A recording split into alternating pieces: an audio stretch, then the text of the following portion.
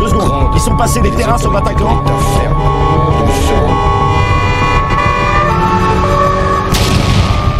Bien, bonjour mes amis et bienvenue sur ma chaîne thématique sur YouTube destinée à vous parler de films, de séries, de documentaires. Et c'est toujours un plaisir mes amis de vous retrouver avec moi. Nous sommes aujourd'hui mardi 10 janvier 2022 et la température est assez fraîche. Je vais vous parler d'un film que j'ai vu hier soir, enfin c'est un film documentaire. Ça s'appelle Novembre, origine c'est France. La réalisation c'est Cédric Jiménez. La durée c'est 1h47. Les acteurs c'est Jean Dujardin, Anaïs Demoustier, Sandrine Kiberlin, Jérémy Renier et Lina Coudry. Le genre c'est thriller policier, la date de sortie c'est 2022 et maintenant voici l'histoire. Une plongée au cœur de l'antiterrorisme pendant les 5 jours d'enquête qui ont suivi les attentats du 13 novembre. Donc je valide déjà, donc c'est un bon film documentaire. On va dire que c'est pas génial, mais pour ceux qui s'intéressent au sujet du terrorisme islamique, qu'on a découvert depuis plus d'une vingtaine d'années, je crois. Enfin, je me rappelle plus. Il y a eu les attentats de Saint-Michel, Notre-Dame. Ça remonte il y a assez longtemps. Quand j'étais jeune, évidemment, il n'y avait pas d'islam, il n'y avait pas d'attentat islamique, puisque on ne parlait pas de musulmans à l'époque. Il n'y avait pas de mosquée, il n'y avait pas de boutique halal. Donc ça, c'est assez récent pour moi, puisque je suis assez vieux pour avoir connu une France qui n'était pas islamisée. Donc les attentats islamiques évidemment sont venus avec les musulmans, hein. C'est lapidaire, c'est logique, hein, évidemment, puisque sans musulmans il n'y aurait pas d'attentats islamiques. On voit ici que dans ce film documentaire les terroristes étaient bien organisés, donc ils avaient le soutien de leurs proches, de leurs frères, de leurs sœurs. On voit souvent qu'ils ont le soutien de leurs amis, de la famille, donc même des parents. Donc ils veulent faire le djihad, ils veulent se tuer, mourir en martyr et en emportant le maximum de personnes. Donc dans le film Novembre, effectivement, on voit que les attentats de Paris auraient pu se terminer encore plus mal, puisqu'il y avait d'autres attentats qui étaient prévus à la Défense. Donc c'était un commissariat de police de la Défense ou une crèche de la Défense. Donc ils voulaient tuer des jeunes enfants, histoire de frapper d'effroi donc les Occidentaux, les mécréants. Et c'est effectivement ce qu'il y a dans un des livres que j'ai chez moi, qui est un des livres les plus lus par les musulmans. Ça consiste donc à jeter l'effroi dans le cœur des mécréants. Donc c'est écrit noir sur blanc, et effectivement donc dans ce livre on demande aux musulmans de faire le djihad, d'attaquer avec tous les moyens qu'ils ont, les voitures, les couteaux qu'ils ont, enfin tout ce qu'ils ont en leur possession.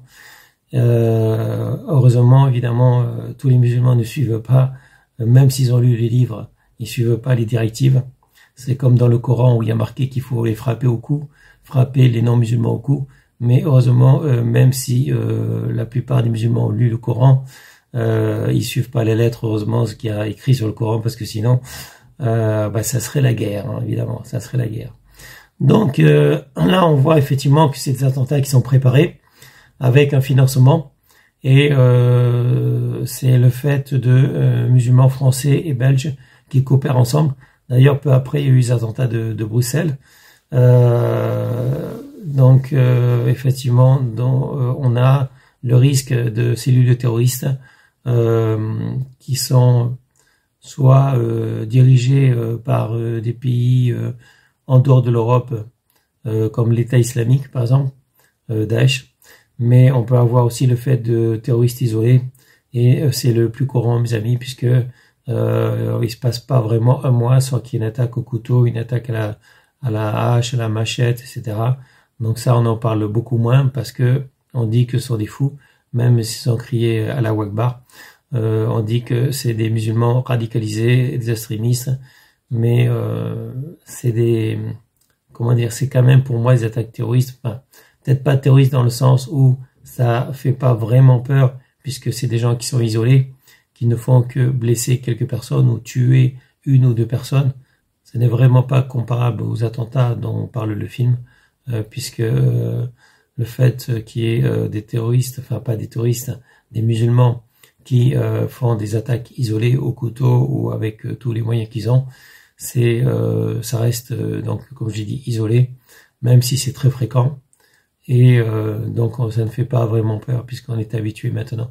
On est habitué à ces attaques de musulmans radicalisés, ce qu'on appelle des fous d'Allah. Alors que les attentats de Paris ou de Bruxelles, c'est différent puisque là, ça touche vraiment beaucoup de personnes. Donc, pour revenir au film Novembre, effectivement, bon film, bien joué. Et on voit que nous, Français, enfin les Français, ont eu de la chance d'avoir échappé à un autre attentat, celui de la Défense, du quartier de la Défense. Et ça, c'était un coup de bol, enfin, c'est pas le fait des services secrets français, c'est le fait d'une dénonciation d'une femme qui voulait sauver sa sœur. Donc la sœur, elle voulait mourir en martyr, elle voulait donc aider son cousin à faire les attentats de la Défense, et elle a été dénoncée par sa propre sœur.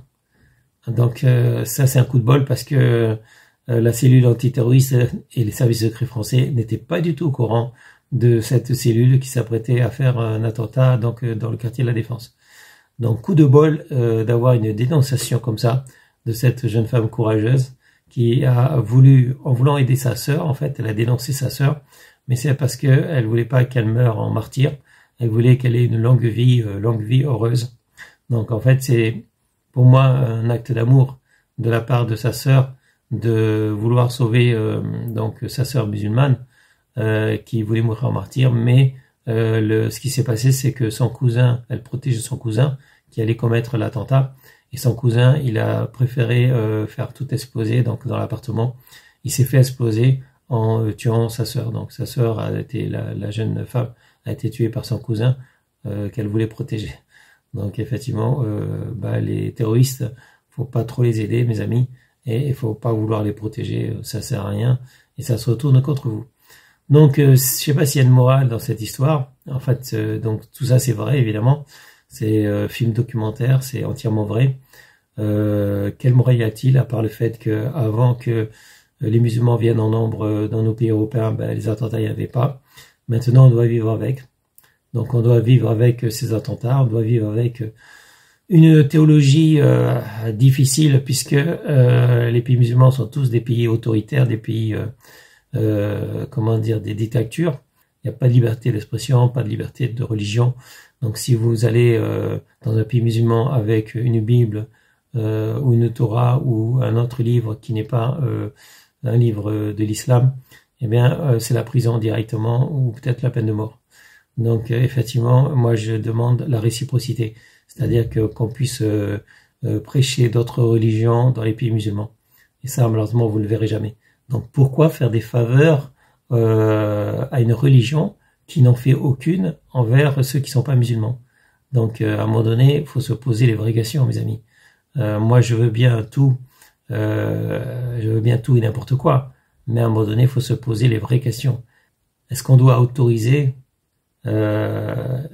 quelque chose, une religion qui nous attaque et qui nous veut pas du bien, qui nous attaque et qui vient de pays, les pays musulmans, qui détestent les pays non musulmans, les pays de mécréants, les pays de koufars.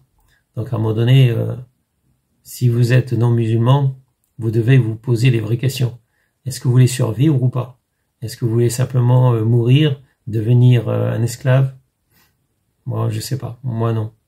Moi, j'ai pas envie de devenir un esclave. Donc, à vous de voir, mes amis. Et ça sera tout pour aujourd'hui. Restez en sécurité, portez-vous bien. Je vous dis à bientôt pour une prochaine vidéo. Salut, mes amis. Ciao, ciao. Les frères, ils vont venir vous égorger tous les uns après les autres. Vous savez quoi sur les 2 hommes qui ont attaqué les terrasses? Tout ce que je peux vous dire, c'est que la main qui vous frappe, c'est pas n'importe quelle main. C'est la main d'Allah Azza wa Jal et de son prophète Mohammed sallallahu alayhi wa sallam.